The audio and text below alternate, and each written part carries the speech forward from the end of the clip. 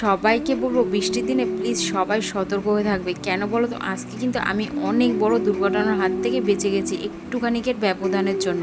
হয়তো আমি আজকে হসপিটালে থাকতাম বা অন্য কিছু আমার সঙ্গে কিন্তু হয়ে যেতে পারতো। ভিডিওটা দেখে হয়তো তোমরা বুঝতেই পেরে গেছো যে আজকে আমি কিসের হাত থেকে বেঁচে গেছি। তো তোমরা পুরো ভিডিওটা দেখো, ভিডিওটা দেখলে হয়তো তোমরা কিছুটা হলেও কিন্তু সতর্ক হতে পারবে। তো তোমাদের কাছে ছোট্ট একটা রিকোয়েস্ট রইলো পুরো ভিডিওটা দেখার জন্য। তার আগে সবাইকে জানাই শুভ সকাল। বন্ধুরা কেমন আছো তোমরা সবাই? আশা করছি যে যেখানে আছো ভালো আছো, সুস্থ আছো। আমরাও সবাই ভালো আছি তোমাদের আশীর্বাদ ও ভালোবাসায়। আজকে সুন্দর একটি দিনে আমি আমার ছোট্ট পরিবারে তোমাদের সবাইকে জানাই অনেক অনেক স্বাগত। প্রত্যেক দিনের মতনই কিন্তু আমি সকালবেলা আগে রান্নাঘরে এসে বাসি কাজগুলো গুছিয়ে নিয়ে আজকে আবার সবজিগুলোও কিন্তু কেটে নিয়েছি। আজকে যেহেতু 2-3 পদের রান্না হবে, কিন্তু সবজিগুলো আগের থেকে কেটে কুটে রেডি করে নিয়েছি যাতে আমি একটার পরে একটা রান্না বসিয়ে দিতে পারি। আমি না প্রথমেই পুঁই শাকের তরকারিটা বসিয়ে দিয়েছি। আর পুঁই শাকের তরকারিতে তো আজকে অনেক রকমের সবজি দিয়েছি, যেমন কুমড়ো, তারপরে আলু, ঝিঙা, বেগুন। মোটামুটি বলতে পারো আজকে ঘরে যত রকম সবজি ছিল সবকিছু থেকে অল্প অল্প করে কেটে কিন্তু আমি পুঁই শাকের তরকারির মধ্যে দিয়ে দিয়েছি। কিন্তু স্বাদের জন্য নুন, লঙ্কা, হলুদ এইগুলো দিয়ে ভালো করে কিন্তু পুঁই শাকের তরকারিটা আজকে রান্না করবো। আর পুঁই শাকের তরকারিটা আজকে জানো তো, একটুও কিন্তু জল দেবো না,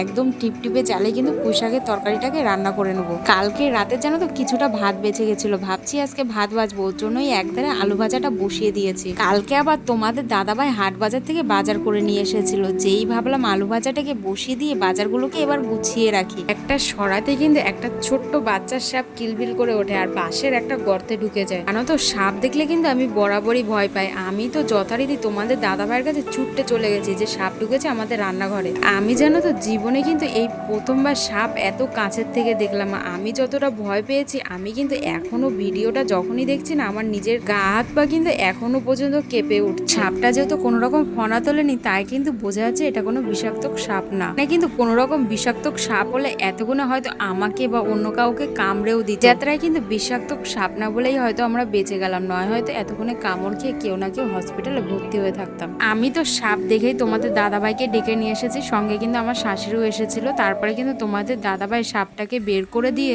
আমি যেন তো সাপ বের করার সময় কোনো রকম ভিডিও করতে পারিনি, যেহেতু আমি ওখান থেকে সরে গিয়েছিলাম। আর আমি যেন তো সাপকে কিন্তু প্রচন্ড পরিমাণে ভয় পাই, তাই কিন্তু আমি ক্যামেরা নিয়ে যাওয়ার সাহস। তোমাদের দাদাভাই সাপটাকে বের করে দিয়ে কিন্তু ওখানটা একটা ফাঁকা মতন ছিল, ওই ফাঁকা জায়গাটায় ভালো করে মাটি ঢুকিয়ে দিয়েছে যাতে আর কোনো পোকামাকড় বা সাপকোপের বাসা না বানাতে পারে। আর আমি এবার থেকে ভাবছি সবজিগুলোকে নিচে গুছিয়ে না রেখে সবজি রাখার যে ঝুড়িটা রয়েছে ওখানেই সবজিগুলোকে গুছিয়ে রাখবো। যেহেতু আমার রান্নাঘরে কোনো রকম বাসন রাখার জায়গা নেই, তাই কিন্তু সবজির একটাই ছোট যে বাটিগুলো ছিল সেই বাটিগুলোকে গুছিয়ে রাখতাম। তো এখন থেকে আবার ভাবছি দুটো রাখে বাটিগুলোকে গুছিয়ে রাখবো আর উপরে দুটো রাখে সবজিগুলোকে গুছিয়ে রাখবো। আজকে রান্নাঘরের সাপটা ঢুকে কিন্তু আমার কাজে অনেকটাই দেরি হয়ে গেছে, যার জন্য কিন্তু তখন আর আমি ভিডিও করতে পারিনি। আর এখন দেখো ঘরে এসে বিছনাটাকে গুছিয়ে নিচ্ছি। বিছনার চাদরটা কিন্তু আমি প্রথমেই তুলে নিয়েছি, নতুন করে কিন্তু আর একটা বিছনার চাদর পাতিয়ে নিয়েছি। আর আমি দুদিন একদিন বাদে বাদেই কিন্তু বিছনার চাদরটাকে পাল্টে নিই। আমি জানো তো প্রত্যেকটা কাজে কিন্তু নিজের সুবিধা খুঁজি। আমি যত দেরি করে বিছনার চাদর তুলবো ততই কিন্তু আমার কাচতে কষ্ট হবে, তাই কিন্তু আমি বিছনার চাদরটা তাড়াতাড়ি করে তুলে ফেলি যাতে আমার কাচতে কম কষ্ট হয়। আর এদিকে কিন্তু বিছনার চাদরটাও পরিষ্কার থাকে। কিন্তু ঝড় বৃষ্টি যাই হোক না কেন ডেলির জামা কাপড় ডেলি কেচে দিই, কিন্তু আমার ঘরটাও পরিষ্কার থাকে। আবার কিন্তু আমার জামা কাপড়ও যেহেতু আমি ডেলিটা ডেলি কাচি, তাই কিন্তু আমার কষ্টটাও কিছুটা হলে কম হয়। আমি কিন্তু বিছনাটাকে গুছিয়ে নিয়ে একেবারে বিছনাটাকে ভালো করে ঝেড়ে নিয়েছি। আর এদিকে দেখো যে জানলার পর্দাগুলো থাকে সেই পর্দাগুলোও কিন্তু আমি খুলে নিয়েছি কাচবো বলে। আর পর্দাগুলো কিন্তু অনেকদিন ধরেই কাচবো কাচবো করছিলাম, কিন্তু আমাদের এখানে যেহেতু এখন প্রত্যেক দিনই বৃষ্টি হচ্ছে তাই কিন্তু আর কাচা হচ্ছিল না। আজকেও কিন্তু মেঘলা ওয়েদারই হয়ে রয়েছে, কিন্তু যেহেতু বৃষ্টি হয়নি তাই ভাবলাম আজকে কেচে দিই, হাওয়াতে অন্তত করে কিছুটা হলেও তো শুকিয়ে যাবে। কিন্তু দুটো জানলার পর্দায় নামিয়ে নিয়েছি। আর এখন তো আমার মনের মধ্যে প্রচন্ড পরিমাণে ভয় হচ্ছে, তাই কিন্তু একেবারে শোকেসের তলা, তারপরে খাটের তলা, এগুলো কিন্তু সব ভালো করে ঝাড় দিয়ে এই সাপের ভয় যে আমার কতদিন পর্যন্ত থাকবে তা তো আমি নিজেও জানি না। এমনিতে তো আমি ছোটবেলার থেকেই প্রচন্ড পরিমাণে সাপের ভয় পাই, আর এটা তো পুরো আমার হাতের কাছেই ছিল। তাই না আমি এখনো যে তোমাদের সঙ্গে এই সাপের ব্যাপারে বলছি, আমার না এখনো কিন্তু গা হাত পা শিরশির করে উঠছে। আমি কিন্তু সাপটা দেখার পরে কিন্তু রান্নাঘরটাকে ভালো করে ড্রাম ট্রাম সরিয়ে তারপরে কিন্তু পরিষ্কার করে নিয়েছি। আর এখন কিন্তু ঘরটাকেও আমি ভালো করে পরিষ্কার করে নিচ্ছি।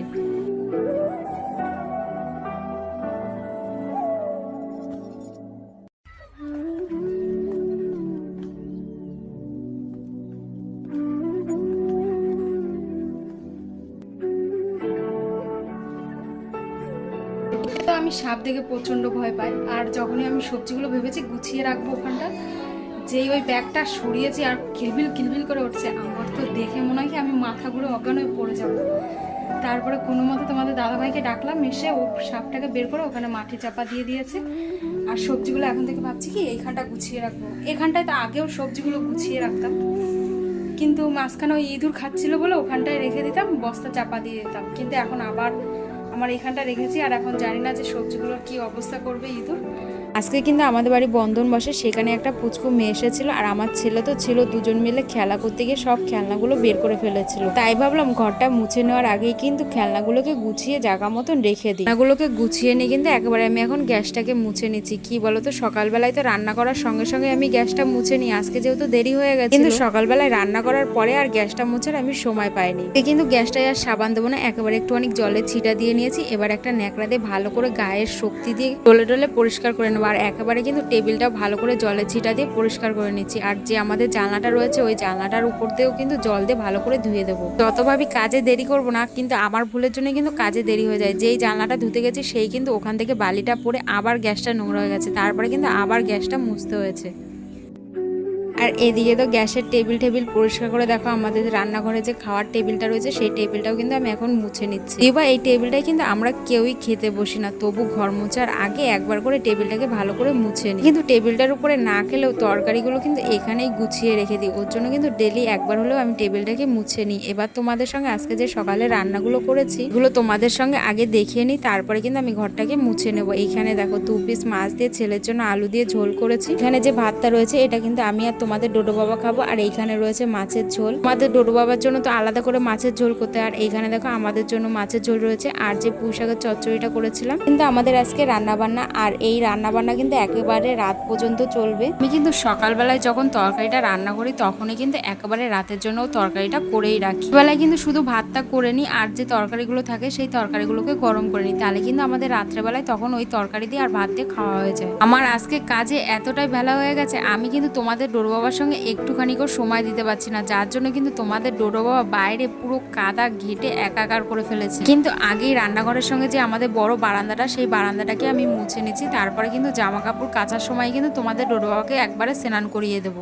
আমাদের যে শোয়ার ঘরটা সেই ঘরটা কিন্তু তোমাদের ডোডো বাবাকে খাওয়া দাওয়া ঘুম পড়িয়ে তারপরে ঘরটাকে ভালো করে মুছে নেবো। যেহেতু এখন সময় হবে না তাই কিন্তু এখন আর মুছবো না। আমাদের বাড়িতে যেহেতু আজকে বন্ধন বসে তাই তো অনেক লোক আসে। আজকে কিন্তু আমি সকালবেলায় ঘরটাকে ঝাড় দিয়েছিলাম, তারপরেও যেহেতু অনেক লোক এসেছে কিন্তু ঘরের সামনেটা বালি বালি হয়ে গেছে, তাই ঝাড় দিয়ে একেবারে ঘরের সামনেটা কিন্তু একটুখানি মুছেও নিচ্ছি। আর সিঁড়িগুলোতে কিন্তু আজকে জল ঢেলে দেবো, কারণ কদিন ধরে যেহেতু বৃষ্টি হচ্ছে আর আমাদের উঠোনে তো প্রচুর কাদা, সবাই এসে কিন্তু পুরো সিঁড়িটাকে কাদা কাদা করে দিয়েছে। তাই কিন্তু আর সিঁড়িটাকে আজকে মুছবো না, জল ঢেলে পরিষ্কার করে দেবো। বাড়ির সামনেটা যেহেতু কাদার জন্য ঝাড় দেওয়া যাচ্ছে না, তাই কিন্তু জল ঢেলে ভালো করে ঝাঁটা দিয়ে আমি পরিষ্কার করে দিলাম। তোমাদের তো প্রথমেই বলেছিলাম যে তোমাদের ডোডো বাবা কাদা ঘেটে পুরো একাকার, তাই কিন্তু জামাটা খুলে দিয়েছি, নয় কিন্তু জামা কাপড় পুরো একবারে নষ্ট করে ফেলেও। এতে কিন্তু আমার বৃষ্টির দিনগুলো খুবই ভালো লাগে, কিন্তু তোমাদের ডোডো বাবা এত পরিমাণে জামা কাপড় নোংরা করে তখন না কাজ থেকে খুবই বিরক্ত মনে হয়। এদিকে দেখো স্নান টেনান করে তোমাদের ডোডো বাবাকে কিন্তু খাওয়া দাওয়া ঘুম পড়িয়ে দিয়েছে, আর আমি একেবারে চলে এসেছি জামা কাপড়গুলো নিয়ে ছাদে। কারণ তোমাদের তো প্রথমেই বললাম আজকে পুরো মেঘলা ওয়েদার হয়ে রয়েছে, আর নিচে তো কোনো মতে জামা কাপড় শুকাবে না, উপরেও যদি জামা কাপড় নাড়ার পরেও জামা কাপড় শুকাবে না।